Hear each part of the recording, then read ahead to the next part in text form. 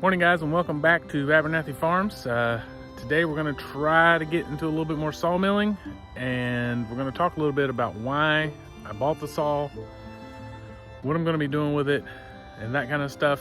So it's early in the morning, beautiful November sunrise coming up behind me, so let's get started.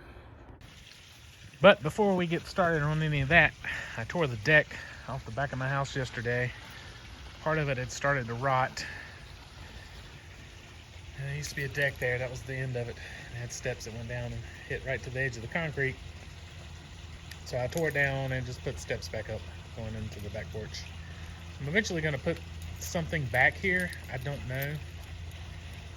That's the bell that hung out here. My grandma used to call my grandfather and my dad and his brother in from the fields for dinner time.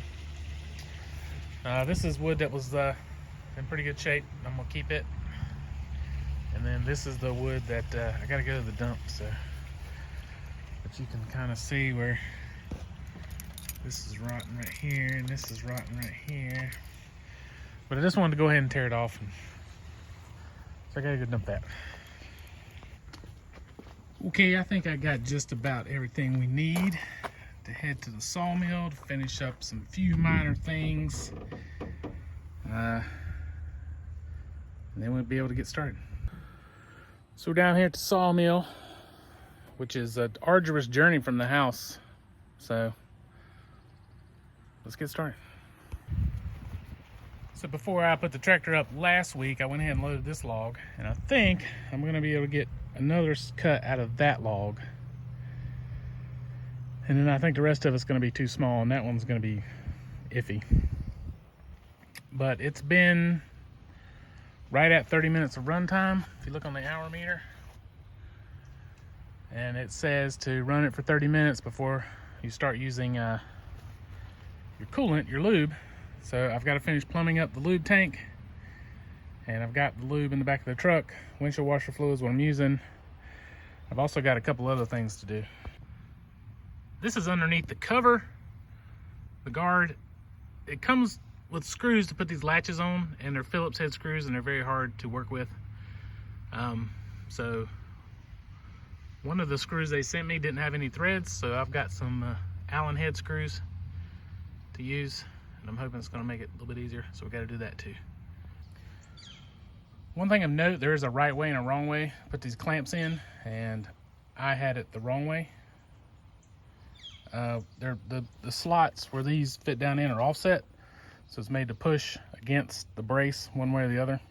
So if you can't get them to work, flip your bracket 180 degrees, slide them in. It should be difficult to get it in. And the way it's offset, so when it locks, if you got it backwards, it'll go way under the log and the way I had it before. Anyway, I think we're just about ready. So one thing I'm gonna try to do, and I'm hoping I can stay on it pretty good, is I'll try to blow it out. I didn't blow it out the first time I used it. I wasn't really ready. That was just like a test, but from here on out, going forward, I'm gonna try to blow as much of the sawdust off the rails. I know everything is galvanized, but sawdust is like mud on here. It'll get caked up and it'll hold water. And anytime you have moisture on something for an extended period of time, I don't care what it is, it's gonna mess it up. So I'm gonna try to blow out the blade chamber and just generally blow everything off when I'm done before I cover it up. And one thing I didn't do last time was take the tension off the blade. They want you to detension the blade every time you not using it. I didn't do that. We will do that this time. All right, we got the log stops, we got the clamps. I think we're ready to try to fire this thing up, make some lumber.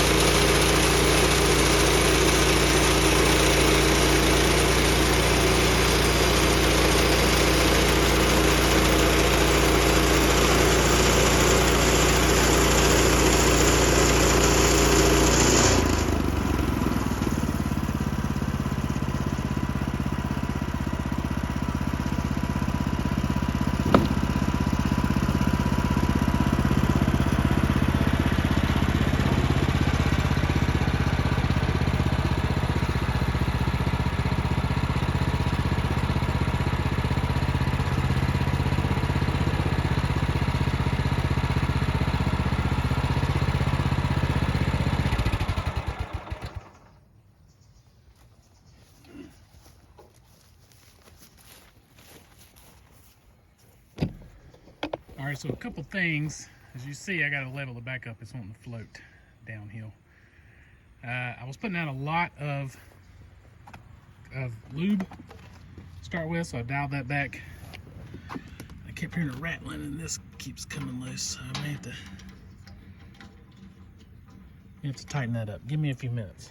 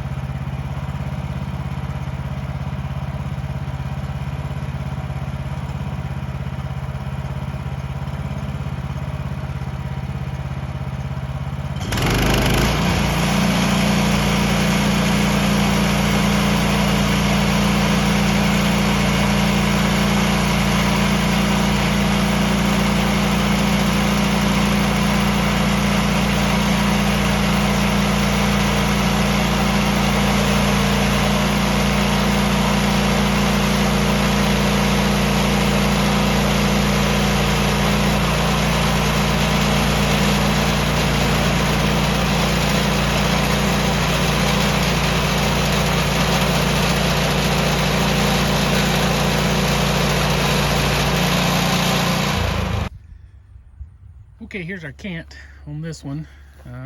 Again, I can't stress enough that I am a novice. These are my first cuts. Only thing I've done is watch YouTube videos. I haven't been to anybody else's sawmill or nothing. So if you're watching this to learn how, we're gonna learn together. We may be learning the wrong way.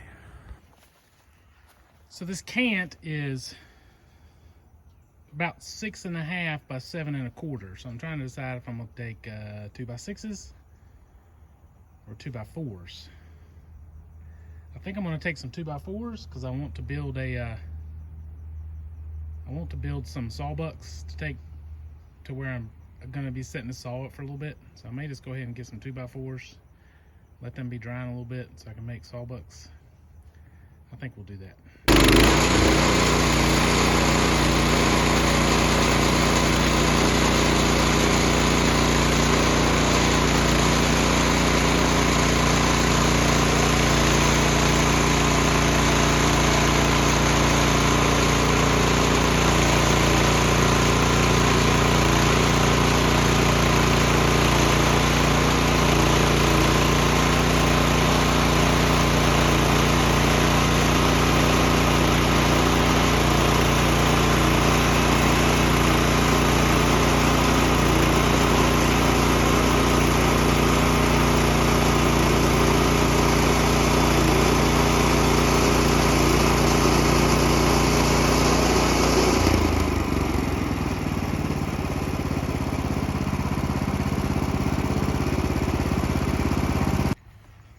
So what I've decided to do is make, they're not going to be quite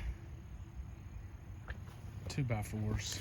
These are not quite 2. And they're going to be 2 by 3.5, which the 3.5 is close to a 2x4 you buy at the store.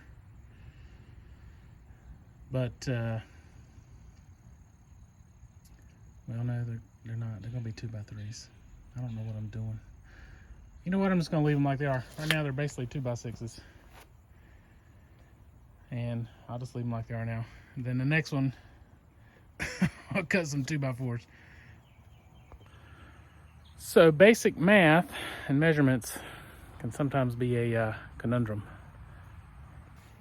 So now I've got 3 2x6s. 1 2x8. And that one ended up being 1.5 inches. I should have cut it 1 inch, and that would have given me, I shouldn't really cut it off at all, and then I could have made that a 2x. And these are more than a 4x4. This is from my first cut, which the first cut, this was all I was trying to make really, was some 4x4s. Something I could lay logs on, and I'm gonna take those to the back. And so that's all I'm gonna saw right now. So let's go to the back and let's talk about why I bought the sawmill.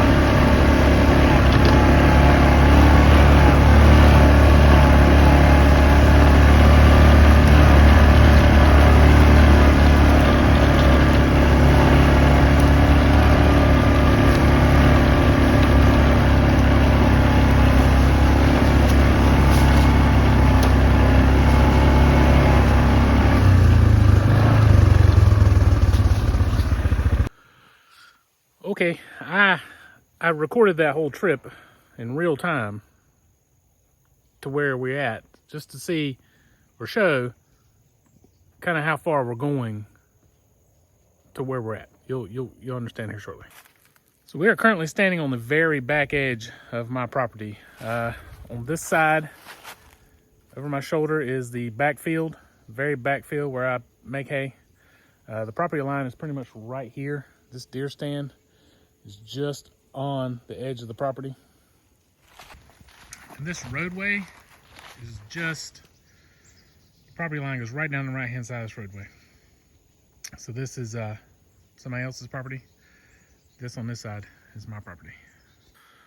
So the reason I got the sawmill is because Energy United, which is a utilities company, is going to run a power line through here, and they are going to take out from the edge of the property line this way 100 foot worth of trees for an easement.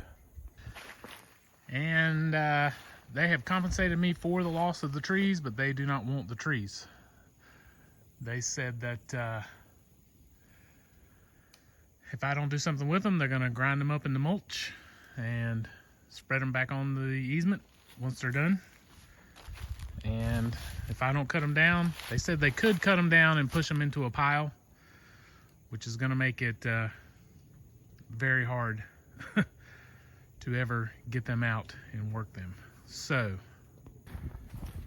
that is the reason I bought the saw, is because I'm going to come back here and I'm going to start harvesting these trees. I've already cut one down probably two or 3 weeks ago, just to cut one down. Felt like the right thing to do at the time.